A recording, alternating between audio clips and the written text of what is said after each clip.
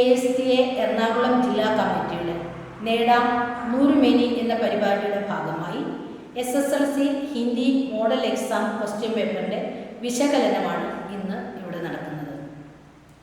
കഴിഞ്ഞ വർഷങ്ങളിലെ ക്വസ്റ്റ്യൻ പേപ്പറിൽ നിന്നും വളരെ വ്യത്യസ്തമായ ഒരു പാറ്റേൺ ആയിരുന്നു ഈ പ്രാവശ്യം മോഡൽ എക്സാമിന് ഉണ്ടായിരുന്നത്. SSLC പരീക്ഷയ്ക്കും ഇതേ ക്വസ്റ്റ്യൻ പേപ്പർ അല്ലെങ്കിൽ ഇതേ പാറ്റേണിലുള്ള ക്വസ്റ്റ്യൻ പേപ്പർ തന്നെയായിരിക്കും ഉണ്ടായിരിക്കുക. 5 ഭാഗങ്ങളായുള്ള ക്വസ്റ്റ്യൻ പേപ്പറിൽ 42 മാർക്കിൻ്റെ ഫോക്കസ് ഏരിയയിൽ നിന്നുള്ള ക്വസ്റ്റ്യനും 18 മാർക്കിൻ്റെ നോൺ ഫോക്കസ് ഏരിയയിൽ നിന്നുള്ള ക്വസ്റ്റ്യനുമാണ് ഉണ്ടായിരിക്കുക. ടോട്ടൽ 60 മാർക്കിൻ്റെ ക്വസ്റ്റ്യൻ ഉണ്ടാകും. നമ്മളതിൽ 40 മാർക്കിൻ്റെ ക്വസ്റ്റ്യന് ആൻസർ ചെയ്താൽ മതി. കഴിഞ്ഞ വർഷങ്ങളിലെ ക്വസ്റ്റ്യൻ പേപ്പറിൽ നിന്നും വളരെ വ്യത്യസ്തമായ ഒരു പാറ്റേണാണ് ഈ വർഷം മോഡൽ എക്സാമിന് ഉണ്ടായിരുന്നത്. നമ്മുടെ SSLC പരീക്ഷയ്ക്കും ഇതേ പാറ്റേണിലുള്ള ക്വസ്റ്റ്യൻ പേപ്പർ തന്നെയായിരിക്കും ഉണ്ടായിരിക്കുക. 5 ഭാഗങ്ങളായുള്ള ക്വസ്റ്റ്യൻ പേപ്പറിൽ 42 മാർക്കിൻ്റെ ഫോക്കസ് ഏരിയയിൽ നിന്നുള്ള ചോദ്യങ്ങളും 18 മാർക്കിൻ്റെ ചോദ്യങ്ങൾ നോൺ ഫോക്കസ് ഏരിയയിൽ നിന്നുമാണ്. ആകെ 60 മാർക്കിൻ്റെ ചോദ്യങ്ങൾ ഉണ്ടായിരിക്കും. അതിൽ 40 മാർക്കിൻ്റെ ചോദ്യങ്ങൾക്ക് നമ്മൾ ഉത്തരം എഴുതിയാൽ മതി. ചോദ്യപേപ്പറിൽ ആകെ 5 ഭാഗങ്ങളാണുള്ളത്.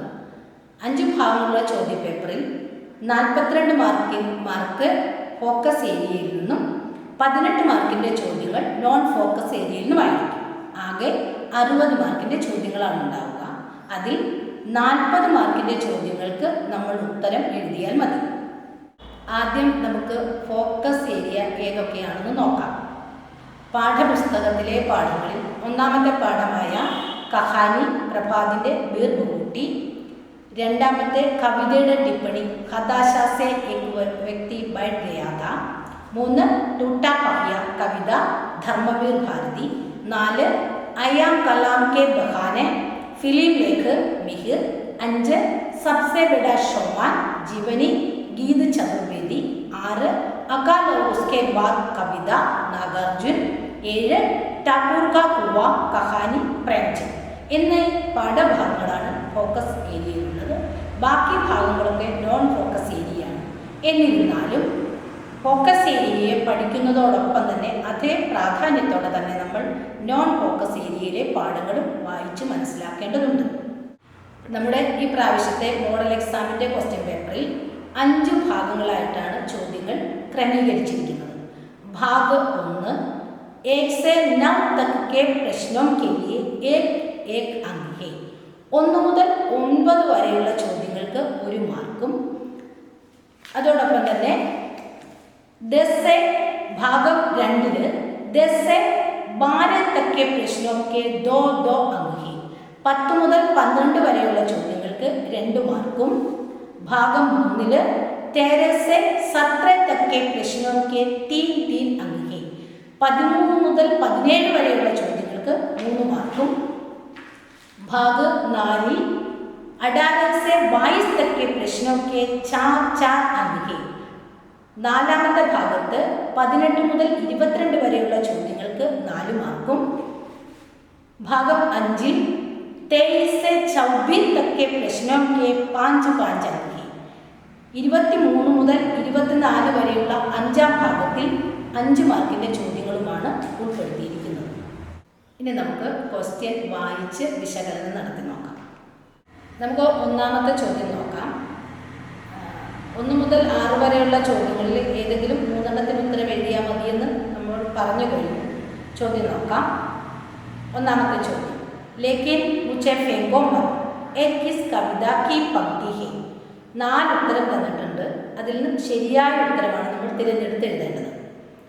1 അകാൽ ഔർ ഉസ്കെ ബാദ്, 2 ടൂട്ടാ പഹിയ, 3 ബच्चे काम पर जा रहे हैं, 4 ഹതാശാ സേ ഏക് വ്യക്തി ബൈഠ് ഗയാ ഥാ. ടൂട്ടാ പഹിയാണ് ഉത്തരം. ഇത്തരം ചോദ്യങ്ങൾ വരുമ്പോൾ നമ്മൾ ശ്രദ്ധിക്കേണ്ട ഒരു കാര്യം, പാഠഭാഗം നന്നായി വായിക്കുകയും പാഠത്തിൽ ലേഖനമാണെങ്കിലും കവിതയാണെങ്കിലും കഥയാണെങ്കിലും അതിലെ ലേഖകൻ്റെ പേരും പാഠത്തിൻ്റെ പേരും അതോടൊപ്പം ഏത് വിഭാഗത്തിൽ പെടുന്നു എന്നുകൂടി നന്നായി മനസ്സിലാക്കിയിരിക്കണം. എന്നാൽ മാത്രമേ നമുക്ക് ഇത്തരം ചോദ്യങ്ങൾക്ക് ഉത്തരം കൃത്യമായി എഴുതാൻ കഴിയുകയുള്ളൂ. രണ്ടാമത്തെ ചോദ്യം നോക്കാം. मोहल्ले की किसी शादी में नीली काकी यूनिफॉर्म पहने कौन आता था?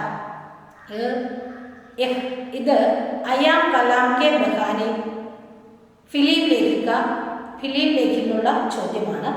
4 ഉത്തരങ്ങൾ തന്നിട്ടുണ്ട്. മിഹിർ, മോർപാൽ, രണവിജയ, ഭാട്ടീസി. ശരിയായ ഉത്തരം മോർപാൽ. മൂന്നാമത്തെ ചോദ്യം നമുക്ക് നോക്കാം. കൈ ദിനോം തക് ചൂൽഹ രോയ ചക്കി രഹി ഉദാസ് ചൂൽഹ ക്യോ രോ രഹാ ഥാ. ഇത് അകാൽ ഔർ ഉസ്കെ ബാദ് കവിതയിൽ നിന്നുള്ളൊരു ചോദ്യമാണ്.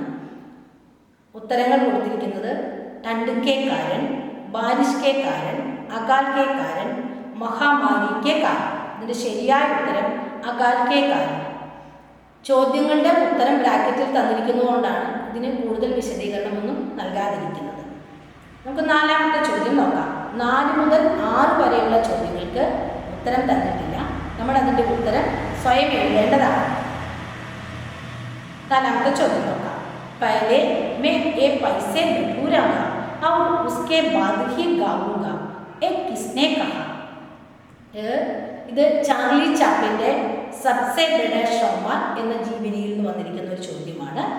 ആദ്യം ഞാൻ ഈ പൈസയൊക്കെ ശേഖരിച്ചു വെക്കട്ടെ, അതിനുശേഷം പാടാം.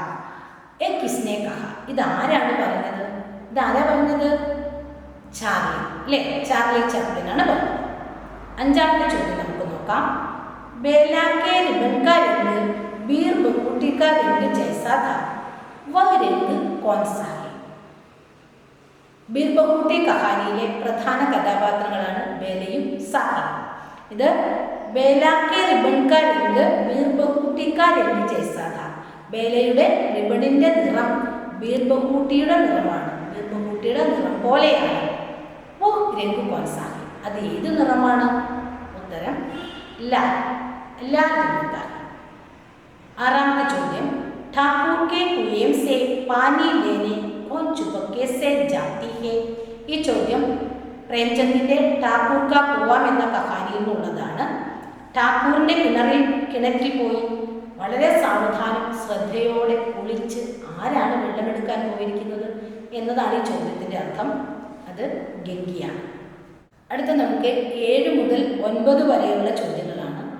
7 से 9 तक के प्रश्नों के सही उत्तर कोष्टक से चुनकर लिखिए.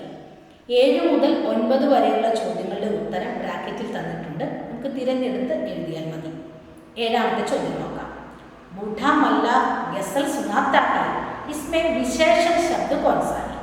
ഈ ചോദ്യത്തിൻ്റെ ഒരു പ്രത്യേകത, മറ്റു ചോദ്യത്തിൽ ഒരു മാറ്റമുണ്ട്. ഇതിൽ വിശേഷണ ശബ്ദം ഏതാണെന്നാണ് ചോദിച്ചിരിക്കുന്നത്. ഏതെങ്കിലും നാമങ്ങളെ വിശേഷിപ്പിക്കുന്ന പദങ്ങളെയാണ് നമ്മൾ വിശേഷണം എന്ന് പറയുക. ഇവിടെ ബൂഢാ മല്ല ഗസൽ സുനാത്താ ഹൈ, ആ വൃദ്ധനായ തോണിതുഴയലുകാരൻ ഗസൽ കേൾപ്പിക്കുന്നു എന്നാണ് ഇതിൽ പറഞ്ഞിരിക്കുന്നത്. ഇതിലെ വിശേഷണ ശബ്ദത്തിൻ്റെ ഉത്തരം തന്നിരിക്കുന്നത് നമുക്ക് നോക്കാം. മല്ല, ഗസൽ, സുനാത്താ ഹൈ, ബൂഢ. ശരിയായ ഉത്തരം ബൂഢ. 8ാമത്തെ ചോദ്യം. फूलदेई के त्योहार के लिए कब तक बच्चे फूल चुनते हैं. ഇത് ബസന്ത് മേരെ ഗാവ് എന്ന പാഠഭാഗത്തു നിന്നുള്ള ചോദ്യമാണ്. ഫൂൽദേയി കാ ത്യോഹാർ കെ ലിയെ, ഫൂൽദേയി ഉത്സവത്തിന് വേണ്ടി കുട്ടികൾ എപ്പോൾ വരെയാണ് പൂ പറിക്കുന്നത്, പൂ പൊട്ടിക്കുന്നത് എന്നാണ് ചോദ്യം. ഉത്തരം സുബഹ് തക്, ദേർ ശാം തക്, ദുബഹർ തക്, രാത് തക്. ശരിയായ ഉത്തരം ദേർ ശാം തക്. 9ാമത്തെ ചോദ്യം. ഗുഡ്ലി തോ പരായി ഹെ കിസ് പ്രകാർ കി രചന ഹെ. ഇത് ഗുഡ്ലി തോ പരായി എന്ന പാഠഭാഗത്തു നിന്നുള്ള കഹാനിയാണ്. അപ്പോൾ ഇത് ഏത് തരത്തിലുള്ള രചനയാണ്, ഏത് വിധത്തിൽപ്പെട്ട രചനയാണെന്നാണ് ചോദ്യം. അതിൻ്റെ ഉത്തരങ്ങൾ നോക്കൂ. കവിത, യാത്രാവിവരൻ, സംസ്മരൻ, കഹാൻ. ഇതിൻ്റെ ശരിയായ ഉത്തരം കഹാൻ. അടുത്ത ഭാഗം, 2ാമത്തെ ഭാഗം, ഭാഗം ദോ. 10 से 12 तक के प्रश्नों के 2 अंक है. 10 മുതൽ 12 വരെയുള്ള ചോദ്യങ്ങൾക്ക് 2 മാർക്കാണ്. സൂചന. നിമ്നലിഖിത പ്രശ്നപത്രിക ഉത്തർ ലിഖിए. താഴെ തന്നിരിക്കുന്ന ചോദ്യങ്ങൾക്ക് ഉത്തരം എഴുതുക. 2 മാർക്കാണ്. 1ാമത്തെ ചോദ്യം, അതായത് 10ാമത്തെ ചോദ്യം. बादल को देखकर खड़े को नहीं रुलाना चाहिए, दुकानदार ने यह किससे कहा, क्यों कहा. ആ ചോദ്യത്തിൻ്റെ ഉത്തരം നമ്മൾ നിർബന്ധമായിട്ട് എഴുതണം. बादल को देखकर खड़े को नहीं ढुलाना चाहिए. ഇത് ബീർ ബക്കുട്ടി കഹാനിയിലെ ഭാഗമാണ്. മേഘത്തെ കണ്ടിട്ട് അല്ലെ ആകാശത്തെ മേഘമുണ്ടെന്ന് കണ്ടിട്ട് കുടത്തിലെ വെള്ളം ഒഴിച്ചു കളയുന്നത് ശരിയല്ല എന്ന് ദുക്കാൻദാർ ആരോടാണ് പറഞ്ഞത്, എന്തുകൊണ്ടാണ് പറഞ്ഞതെന്നാണ് ചോദ്യം. ദുക്കാൻദാറിനെ സാഹിൽ സേ കഹ, ദുക്കാൻദാർ ഇത് സാഹിലിനോടാണ് പറഞ്ഞത്. നൈ സ്യാഹി ഭർവാനെ के लिए साहिल ने कलम में बेची स्याही जमीन पर छिड़क दी, लेकिन दुकान में स्याही की बोतल खाली हुई थी, इसलिए दुकानदार ने साहिल से ऐसा कहा. ഇങ്ങനെയാണ് നമ്മൾ ഉത്തരം എഴുതേണ്ടത്. അടുത്ത ചോദ്യം നമുക്ക് നോക്കാം. सूचना 11 से 12 तक के प्रश्नों में से किसी एक का उत्तर लिखिए. അതായത് 11 മുതൽ 12 വരെയുള്ള ചോദ്യങ്ങളിൽ ഏതെങ്കിലും ഒരെണ്ണത്തിന് ഉത്തരം എഴുതിയാൽ മതി. 11ാമത്തെ ചോദ്യം നോക്കാം. मुझे वो नहीं जानता था, मेरे हाथ बढ़ाने को जानता था, नीचे की तालिका देखे और लिखे कि मेरे किनका संयुक्त योग है. അതായത് നമ്മളിവിടെ ആ ചോദ്യം വളരെ ശ്രദ്ധയോടെ വായിക്കേണ്ട ആവശ്യമില്ല. കാരണം നമുക്ക് താഴെ നിർദ്ദേശം തന്നിട്ടുണ്ട്. നോക്കൂ, മുജേ മേ ലിഖിത സർവനാം और വിഭക്തി പ്രത്യയ അലഗ് കർക്കെ ലിഖേ എന്നാണ് അതിൻ്റെ അർത്ഥം. അതാണ് താഴെ ഉദാഹരണ സഹിതം തന്നിരിക്കുന്നത്. മുജേ എന്ന് തന്നിട്ട് താഴെ ഒരു കോളത്തിൽ മേ, അടുത്ത കോളത്തിൽ കോ എന്ന് എഴുതിയിട്ടുണ്ട്. അപ്പം അതിൻ്റെ ഭാഗമായിട്ട് വന്നിരിക്കുന്ന ചോദ്യം നോക്കൂ. മേരെ എന്ന് തന്നിട്ട് താഴെ 2 കോളം തന്നിട്ടുണ്ട്. അതുപോലെ തന്നെ കോളം വരച്ച് എഴുതിയിട്ട് നമ്മൾ മേരെ എന്നുള്ളതിൻ്റെ താഴെ ആദ്യത്തെ കോളത്തിൽ മേ എന്നും രണ്ടാമത്തെ കോളത്തിൽ കെ എന്നും എഴുതി ആ വാക്യത്തെ വിഭജിക്കണം. അടുത്തത് 12ാമത്തെ ചോദ്യമാണ്. ബच्चे बहुत छोटे छोटे बच्चे काम पर जा रहे हैं, ये पंक्तियाँ किस सामाजिक समस्या को व्यक्त करती हैं, इस पर आपका विचार रखिए. ഇതിൽ നിങ്ങളുടെ ഒരു അഭിപ്രായം ചോദിച്ചിരിക്കുന്ന ഒരു ക്വസ്റ്റ്യനാണിത്. ബച്ചെ കാമ്പർ ജാരഹി എന്ന കവിതയിൽ നിന്നുള്ളതാണ് ഈ ചോദ്യം. ബച്ചെ വളരെ ചെറിയ കുട്ടികൾ ജോലിക്ക് പോകുന്നത് എന്നത് ഇന്നത്തെ ഏറ്റവും വലിയ ഒരു സാമൂഹ്യ പ്രശ്നമാണ്. ഇതിനെക്കുറിച്ച് നിങ്ങളുടെ അഭിപ്രായം എന്ത് എന്നാണ് ചോദ്യം. ये पंक्तियाँ बालश्रम को व्यक्त करती है. बचपन खेलने और पढ़ने का समय है, उस समय छोटे बच्चों का काम पर जाना बड़ी सामाजिक समस्या है, ऐसा नहीं होना चाहिए. यह है इसका उत्तर. ഇതാണ് ഇതിനുള്ള ഉത്തരം. ഭാഗ് 3 13 से 17 तक के प्रश्नों के 3 अंक है. 13 മുതൽ 17 വരെയുള്ള ചോദ്യങ്ങൾക്ക് 3 മാർക്കാണ്. सूचना 13 से 16 तक के प्रश्नों में से किन्हीं 3 के उत्तर लिखिए. അതായത് 13 മുതൽ 16 വരെയുള്ള ചോദ്യങ്ങളിൽ ഏതെങ്കിലും 3 എണ്ണത്തിന് ഉത്തരം എഴുതിയാൽ മതി. 3 മാർക്കിൻ്റെ ചോദ്യമാണ്. ഒന്നാമത്തെ ചോദ്യം, അതായത് 13ാമത്തെ ചോദ്യം നോക്കാം. मैं रेत का टूटा पहिया हूँ, लेकिन मुझे फेंको मत, टूटा पहिया ऐसा क्यों कहता है. ഇത് ടൂട്ടാ പഹിയ എന്ന കവിതയിലെ ഭാഗമാണ്. ഞാൻ രഥത്തിൻ്റെ പൊട്ടിയ ചക്രമാണ്, എങ്കിലും എന്നെ വലിച്ചെറിയരുത്. എന്തുകൊണ്ടാണ് ടൂട്ടാ പഹിയ അങ്ങനെ പറയുന്നത്? उत्तरम टूटा पहिया अनुपयोगी माना जाता है और उसे फेंक दिया जाता है, लेकिन टूटा पहिया कहता है मैं अनुपयोगी और सारहीन समझकर फेंक देना उचित नहीं है. किसी न किसी दिन मैं उपयोगी हो सकता हूँ.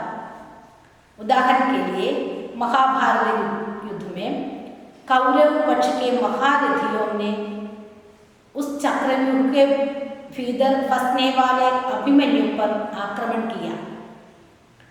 उस अवस्था में अभिमन्यु की रक्षा के लिए केवल टूटा पहिया ही होता है.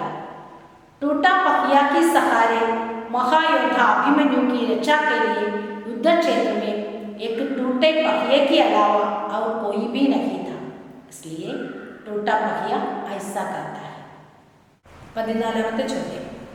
गंगी अपने पति के लिए रात को पानी लेने निकलती है. संकेतों की सहायता से ठाकुर का कुआं कहानी की गंगी की चरित्रगत विशेषताओं पर टिप्पणी लिखी. 14ാമത്തെ ചോദ്യം എന്ന് പറയുന്നത് ഗംഗയുടെ ചരിത്രഗത വിശേഷതയെക്കുറിച്ച് കുറിപ്പ് തയ്യാറാക്കാനാണ്. അതിനുവേണ്ടി നമുക്ക് സഹായക ബിന്ദുക്കളായിട്ട് പതി, കെ പ്രതി, പ്യാർ, വിദ്രോഹി, ദിൽ, സാഹസ് എന്നിങ്ങനെ 3 പോയിന്റുകൾ തന്നിട്ടുണ്ട്.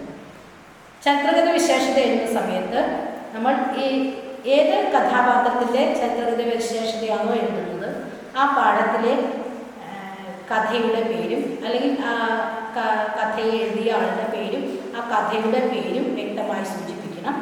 കഥാപാത്രത്തിൻ്റെ വിശേഷതകൾ എന്തൊക്കെയാണെന്ന് സൂചിപ്പിക്കണം. അവരുടെ ഗുണങ്ങളും ദോഷങ്ങളും അതുപോലെ തന്നെ അവരനുഭവിക്കുന്ന ഏതൊക്കെ പ്രശ്നങ്ങളുണ്ടോ, ഏതെങ്കിലും സാമൂഹ്യ പ്രശ്നമാണോ അല്ലെങ്കിൽ ഏതെങ്കിലും തരത്തിലുള്ള പ്രശ്നങ്ങളൊക്കെ ഉണ്ടോ അതെല്ലാം വളരെ വ്യക്തമായി ചിത്രീകരിക്കുകയും വേണം. അവസാനം നമ്മൾ ഈ കഥയിലെ ഈ കഥാപാത്രത്തിൻ്റെ പ്രസക്തി എന്താണെന്ന് കൂടി സൂചിപ്പിക്കണം. അപ്പോൾ നമുക്ക് ഗംഗയുടെ ചരിത്രഗത വിശേഷത ഞാൻ എങ്ങനെയാണ് എഴുതിയിരിക്കുന്നത് നോക്കാം.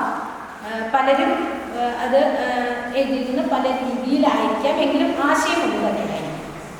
गंगी मुंशी प्रेमचंद की मशहूर कहानी ठाकुर का कुआं की नायिका है।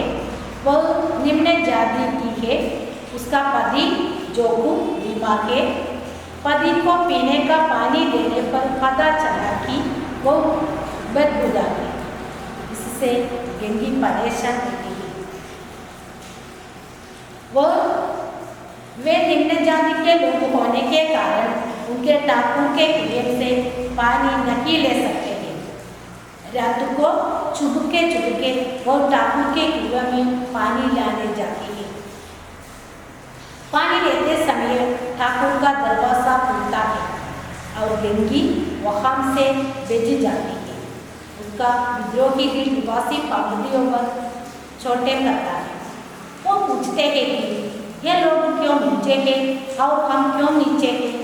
उसके मन में उच्च जातियों वाले के प्रति विद्रोह की भावना उठ जाती है। वो अपने पति से बहुत प्यार करती है। वो जानती है कि गंदा पानी पीने से बीमार बढ़ जाती है, लेकिन बेचारी अनपढ़ गंगी एक नहीं जानती थी कि पानी उबालने से उसकी खराबी दूर हो जाती है। संक्षेप में कहें तो प्रेमचंद जी गंगी को एक नायिका के रूप में प्रस्तुत करने में बिल्कुल सफल किए। അപ്പോൾ അവസാനം നമ്മൾ ചുരുക്കി പറയുകയാണെങ്കിൽ ഗംഗയുടെ കഥാപാത്രത്തിന് ഈ കഥയുടെ പ്രസക്തിയും പ്രേംചന്ദ് എഴുതിയത് അല്ലെങ്കിൽ ഉദ്ദേശിച്ച രീതിയിലുള്ള ഒരു വിജയത്തിലേക്ക് എത്താൻ ഈ കഥാപാത്രത്തിന് കഴിഞ്ഞു എന്നും നമ്മൾ അതിൽ എഴുതി അല്ലെങ്കിൽ പറയേണ്ടതുണ്ട്. ഇനി നമുക്ക് അടുത്ത 15ാമത്തെ ചോദ്യം നോക്കാം. सबसे बड़ा शौमान पाठ के आधार पर सही मिलान करें. सबसे बड़ा शौमान എന്ന പാഠത്തെ ആസ്പദമാക്കി അല്ലെങ്കിൽ ആ പാഠഭാഗത്തു നിന്ന് മാത്രമുള്ള ഒരു ചേരുമ്പടി ചേർക്കാനുള്ള ചോദ്യമാണിത്. माँ की आवाज़ मैनेजर ने चार्ली को दर्शक खुशी से स्टेज पर भेजने का हट किया. तालियां बजाने लिए उस फुस्साहट में बदल गई. നമുക്കിനി അത് ചേരുമ്പടി ചേർക്കാം.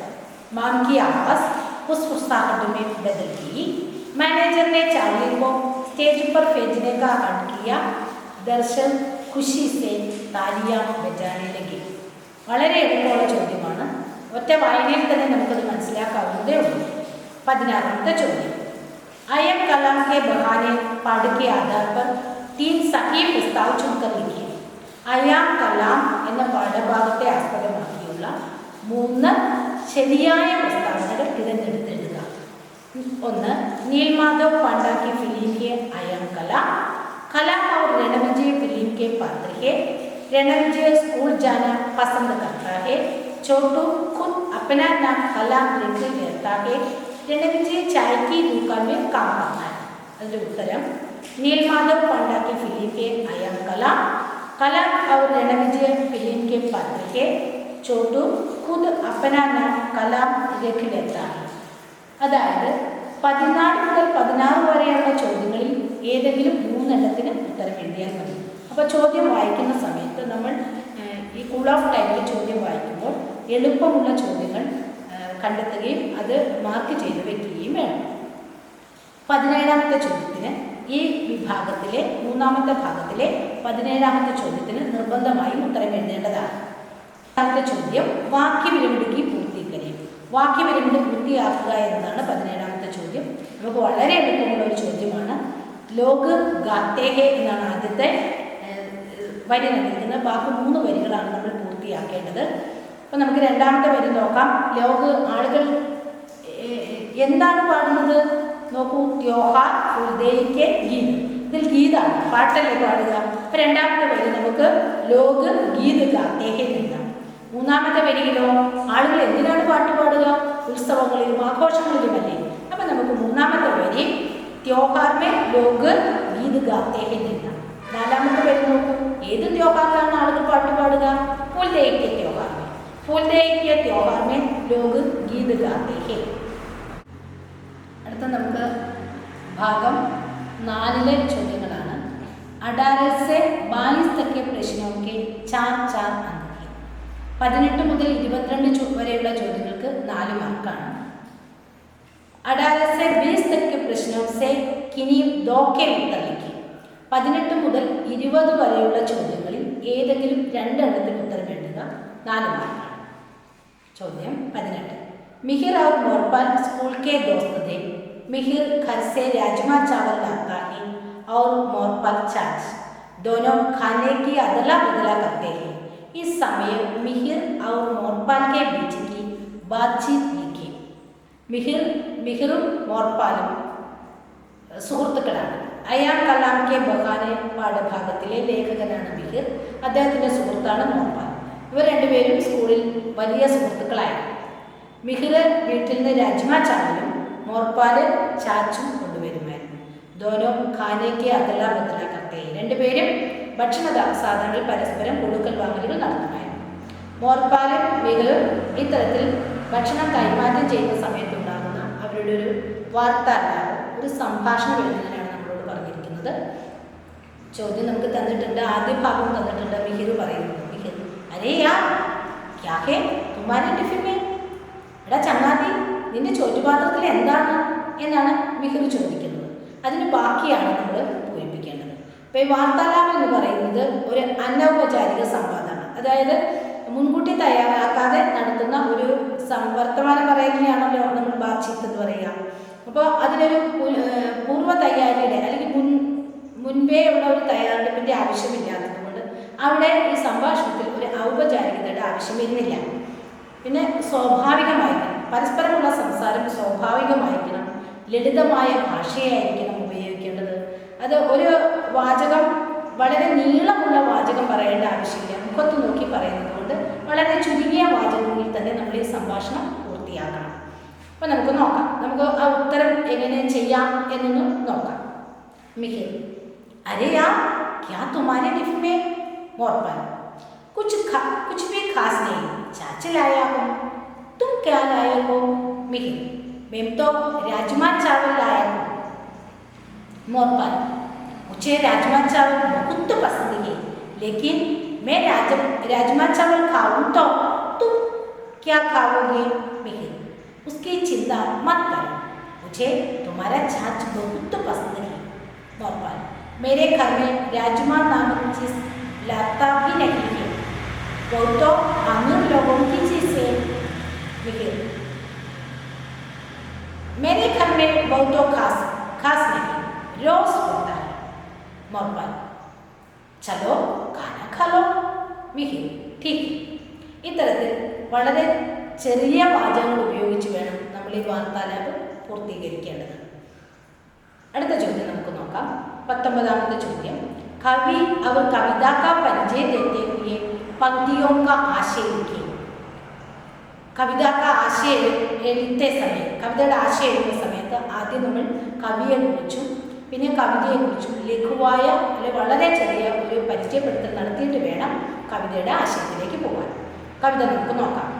കൈ ദിനോं तक चूहा रोया, चक्की रही उदास, कई दिनों तक कानी कुटिया सोई उनके पास, कई दिनों तक लगी भित्त पर चिपकलियों की गेस्ट, कई दिनों तक चूहों को भी हालत रही शिकस्त. ഇവിടെ നമ്മൾ കവിയെക്കുറിച്ച് ആദ്യം ചെറിയൊരു വിവരണം നടത്തണം. നമുക്ക് നോക്കാം. ഹിന്ദി സാഹിത്യ के मशहूर कवि है बाबा नागार्जुन। उनकी एक प्रसिद्ध कविता है अकाल और उसके बाद। एक कविता बंगाल के अकाल के संदर्भ में लिखी गई मानी जाती है। अकाल के प्रभाव से घर में कुछ भी अनाज नहीं है, इसी कारण चूल्हा और चक्की को कोई काम नहीं है, दोनों उदास और निष्प्रभ पड़े हैं। उनके पास कानी कुटिया सोई पड़ी है, क्योंकि उसे भी पिछले कुछ दिनों से खाना नहीं मिला है। घर की दीवारों पर छिपकलियां इधर उधर भाग रहे हैं। घर के चूहे भी बुरी हालत में हैं। यानी घर में ग्रस्त अकाल का परिणाम वहां के मनुष्यों पर ही नहीं, सारे जीव जंतुओं पर भी पड़ रहा है। कवि नागार्जुन ने एक भी मानववाद को प्रस्तुत न करके अन्य जीव जंतुओं और निर्जीव पदार्थों के जरिए घर की बुरी हालत का चित्रण अच्छी तरह किया है। एक कविता बिल्कुल अच्छी और प्रासंगिक है। 20ാമത്തെ ചോദ്യം നോക്കാം। बीर बखूटी कहानी के इस प्रसंग के आधार पर बेला की डायरी लिखी। बीर बखूटी എന്ന കഥയെ അടിസ്ഥാനമാക്കി താഴെ തന്നിരിക്കുന്ന പാരഗ്രാഫിൽ നിന്നും ബേലയുടെ ഡയറി തയ്യാറാക്കാനാണ് നമുക്ക് തന്നിരിക്കുന്ന ചോദ്യം।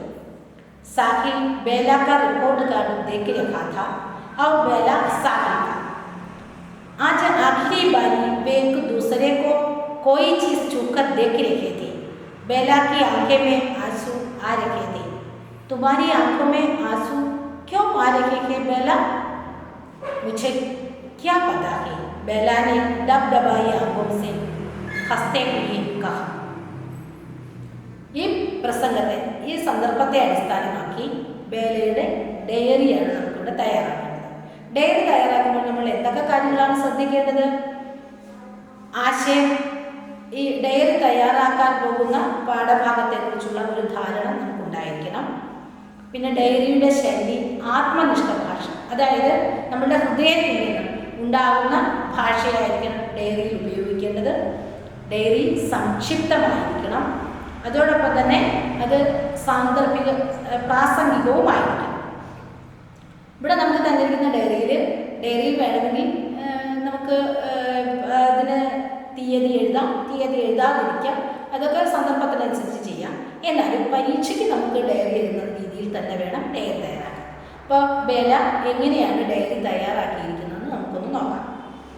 താരീഖ് എഴുതണം. അതിനുശേഷം നമുക്ക് വേണമെങ്കിൽ പറയാം, സാധാരണ കുട്ടികൾ എഴുതുമ്പോൾ ഇന്ന് വളരെ സന്തോഷപ്രദമായ ദിവസമാണ്, അല്ലെങ്കിൽ ഇന്ന് ദുഃഖകരമായ ദിവസമാണ്. ഏതാണോ ആ എഴുതുന്ന ആളുടെ മാനസികാവസ്ഥ എന്നതിനനുസരിച്ച് നമുക്ക് എഴുതാവുന്നതാണ്. അങ്ങനെ എഴുതിയില്ലെങ്കിലും കുഴപ്പമില്ല, നമുക്ക് നോക്കാം. आज हमारा रिजल्ट आया। मैं और साहिल 5वीं पास होकर 6वीं में आ गए। हम दोनों रिजल्ट में खुश थे, लेकिन अगले साल मैं राजकीय कन्या पाठशाला में पढ़ने वाली हूँ और साहिल अजमेर में हॉस्टल में रहकर पढ़ने वाला। सालों से एक साथ पढ़ने वाले हम दोनों अलग अलग स्कूल में जाने वाले हैं। परीक्षा पर जानकर हम खुश थे, लेकिन उसके बाद हमारी आंखें भर गई थी। क्या करें, अगले साल मुझे नए मित्र मिलने वाले होंगे, लेकिन साहिल की दोस्ती बहुत अच्छी है, मैं उसे भूल नहीं सकती। आज का दिन मेरे लिए एक विशेष दिन था। 21 से 22 तक के प्रश्नों में से किसी एक का उत्तर लिखिए. 21 മുതൽ 22 വരെയുള്ള ചോദ്യങ്ങളിൽ ഏതെങ്കിലും ഒരെണ്ണത്തിന് ഉത്തരം എഴുതിയാൽ മതി.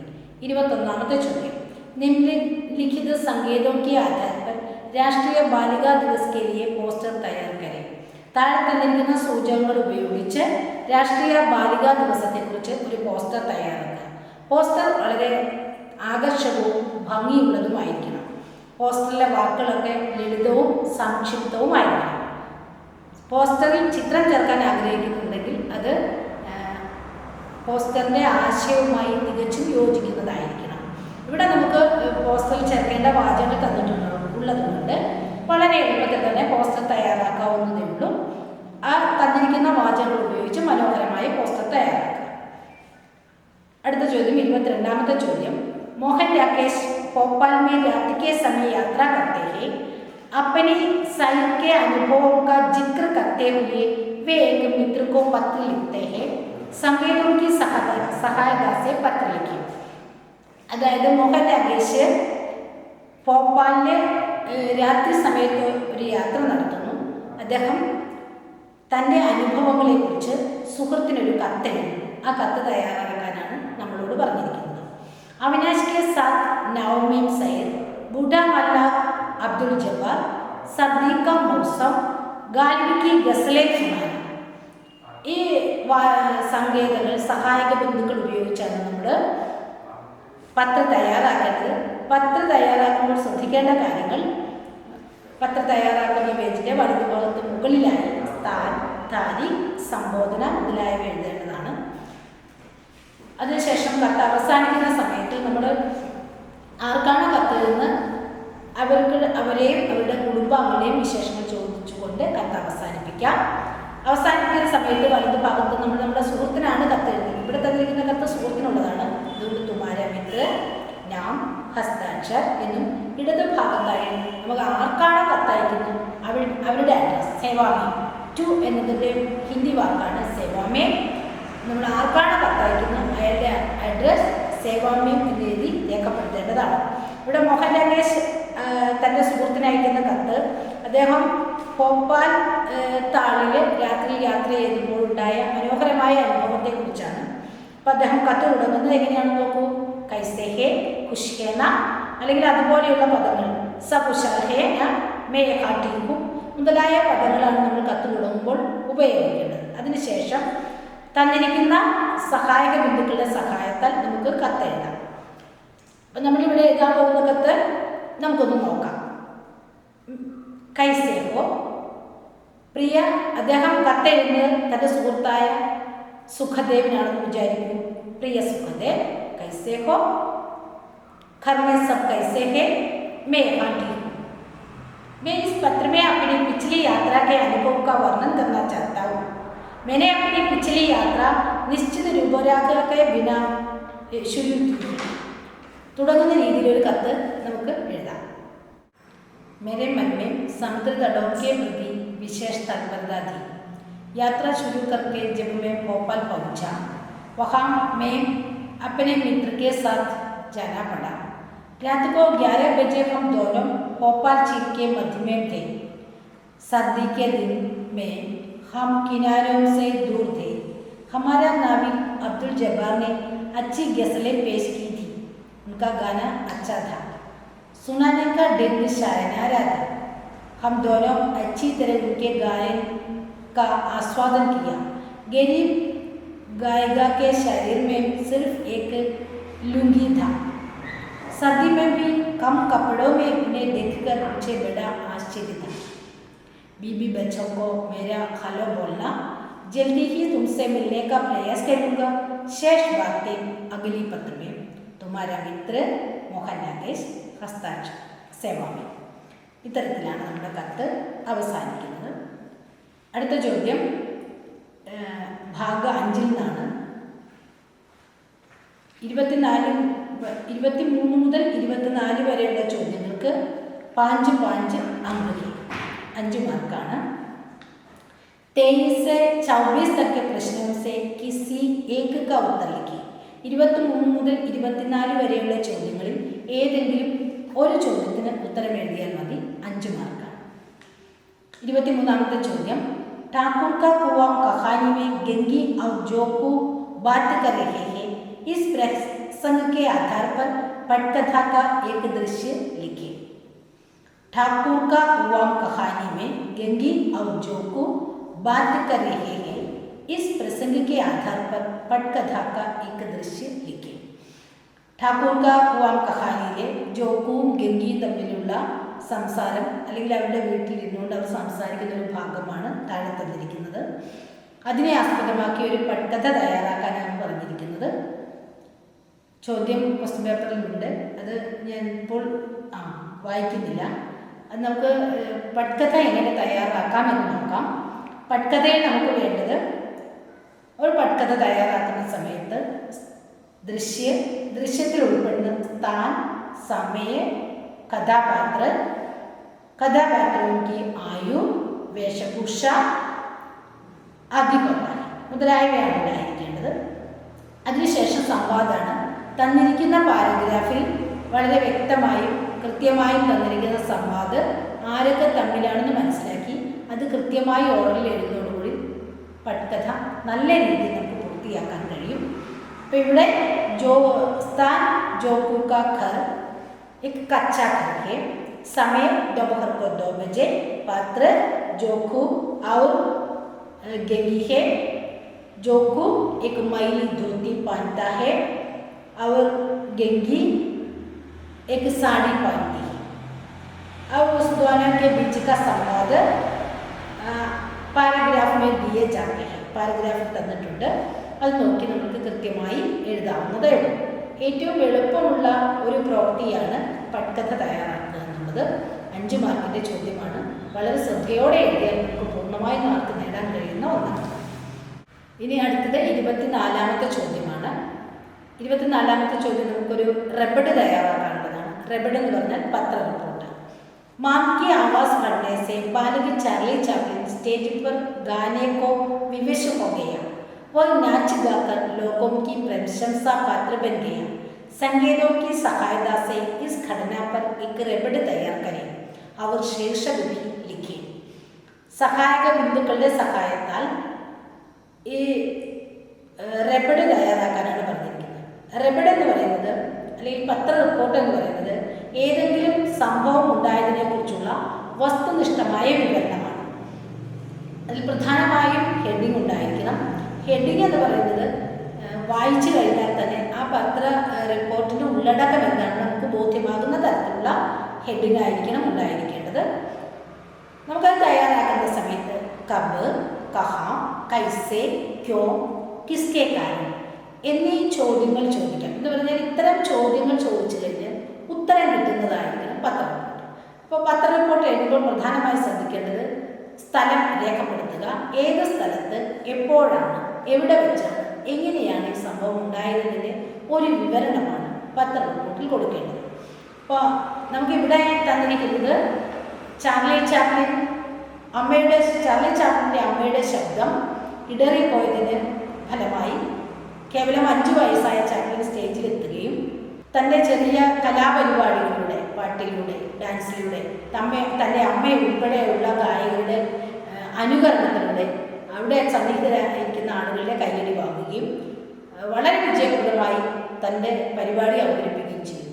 ഈ ചാർലി ചാപ്ലിന് ഏറ്റവും ചെറിയ 5 വയസ്സുള്ള പ്രായത്തിൽ അദ്ദേഹം അവതരിപ്പിച്ച ഈ പരിപാടിക്ക് കിട്ടിയ കയ്യടി അദ്ദേഹത്തിൻ്റെ ജീവിത അവസാനം വരെ നിലനിർത്താൻ കഴിഞ്ഞു എന്നതാണ് അദ്ദേഹത്തിൻ്റെ വിജയം.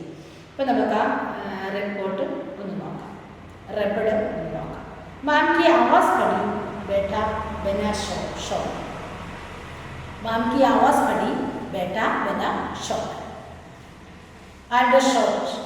एहाम के थिएटर में गायिका हेना चैपलिन गीत गाते समय उनकी आवाज़ पड़ी और दर्शक चिल्लाने लगे. तब उनका 5 साल का बेटा चार्ली स्टेज पर आया और दर्शकों को अपनी प्रस्तुति से शांत कराया. माँ का डर था कि छोटा बच्चा इस उग्र भीड़ को कैसे चल पाएगा, लेकिन धीरे धीरे उसका गाना सजने लगा और दर्शक बहुत खुश होकर हंसने लगे और स्टेज पर पैसों की बौछार शुरू हुई. बच्चे ने गीत गाने के साथ दर्शकों के बातचीत की और अपनी माँ सहित कई गायकों की नकल उतारी. अंत में दर्शकों ने खड़े होकर देर तक तालियां बजाई और माँ से हाथ मिलाकर बेटे की तारीफ की. നമ്മുടെ 24 ചോദ്യത്തിൻ്റെയും വിശകലനം നടത്തി കഴിഞ്ഞു. എല്ലാ കുട്ടികൾക്കും ഇത് മനസ്സിലായിട്ടുണ്ടാവുമെന്ന് കരുതുന്നു. എല്ലാവരും ചോദ്യങ്ങൾ വളരെ ശ്രദ്ധാപൂർവം വായിച്ച് കൂൾ ഓഫ് ടൈം നല്ല രീതിയിൽ ഉപയോഗിച്ച് ചോദ്യങ്ങളൊക്കെ വളരെ ശ്രദ്ധയോടെ വായിച്ച് നല്ല രീതിയിൽ പരീക്ഷ എഴുതുക. എല്ലാവർക്കും വിജയാശംസകൾ നൽകുന്നുണ്ട്. ധന്യവാദം.